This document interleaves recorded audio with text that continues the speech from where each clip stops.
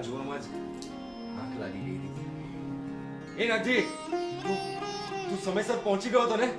અરે હોતો હશે સાહેબ. બા સાહેબને પૂછી જુઓ. બા તમને લેવામાં મોડું કર્યું તું મેં?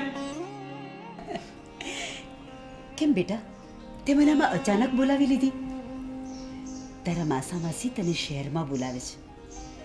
સમય મળતા ખબર કાઢી આવજે. તને બહુ યાદ કરે છે. સારું બા.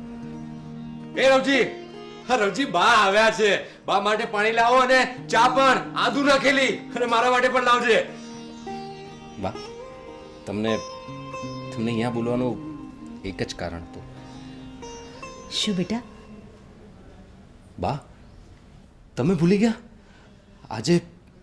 આજે બાપુજીનો જન્મદિવસ છે. અને જ્યારે ગામ લોકોને ખબર પડી ને તો બધા જ ખુશ થઈ ગયા. બાપુજીએ કરેલા ઉપકારનો આભાર માનવાનો આનાથી બીજો કોઈ સારો દિવસ હોઈ શકે? હા, તે તારા બાપુને ખબર છે? ના, બાપુને જરાય ખબર નથી. હું છે ને બાપુને પેલું અંગ્રેજીમાં શું કહેવાય,